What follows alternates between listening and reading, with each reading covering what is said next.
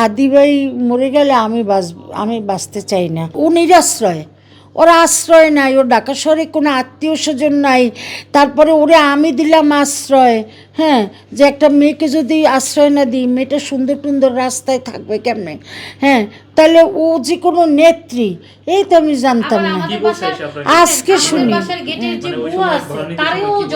ভাড়া নিতে বলছে আমার মা নাই, বাবা নাই, আমি এতিম অসহায়। হ্যাঁ আন্টি, আমার একটা চাকরি হয়েছে, সেই চাকরিতে জয়েন করতে হবে আগামী মাসের 27-28 তারিখ। তো এই 1 মাস আমি কোথায় থাকবো? আপনি একটু আমার জন্য একটু দয়া করেন। আজকে এই মাসে। তারপর আমি বললাম না, উনি নার্সিং, উনি হলো মানে নার্সের চাকরি করে। দাঁড়ান কি জানো, ওই যে এখানে প্রাইভেট ধানমন্ডিতে গণস্বাস্থ্য। হ্যাঁ, এটাতে কি চাকরি করে না পড়তো? না, ওখানে ও একটা পার্ট টাইম জব করে। আপনার মানে ওই সময় কি কোনো অ্যাডভান্স বা ভাড়া দিছিল কি? 2000 টাকা দিছিল, 2000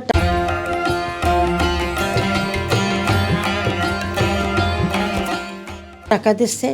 আর ও বলছে আন্টি আমার নতুন চাকরি হয়েছে, আমি তো বেতন গেলে মাস গেলে আগামী মাসে বেতন পাবো।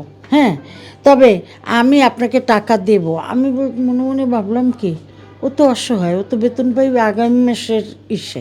আমি তো অসহায় মেয়েদেরকে একটু সহযোগিতা দিই, টাকা কমাই দেই, গরিব স্টুডেন্ট হইলে দেই।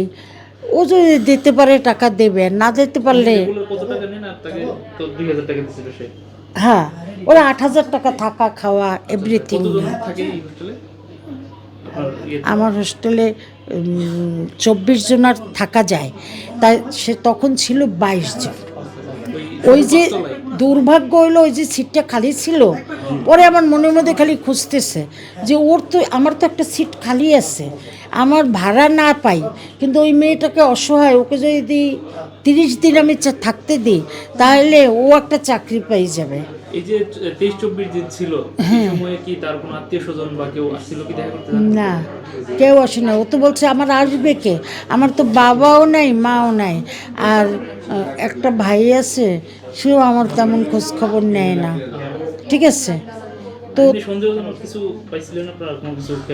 না, ও যে এত বড় নেতা আজকেই শুনলাম, এই তো আমি জানতাম না। আমি কোনো রাজনৈতিক নেতাকে আমার এই প্রয়োজনের হোস্টেলে আমি ভাড়া দিতাম না, আজকে শুনি সে নাকি অনেক বড় রাজনৈতিক নেতা। এই কথা শুনে তো আমি অ্যাস্টনিশড। আর ওই যে ছেলে, আমি তো ফেসবুকই চালাই না, বাটন সেট চালাই। আর আজকে ওই ছেলেটা বলল কি, ও নাকি ওই ছেলেটাকে বলছে হাদি ভাই মরে গেলে আমি বাঁচতে চাই না। আমি বললাম কোন হাদি, কীভাবে মরে গেল? আমি ভাবছি ওর কোনো আত্মীয়।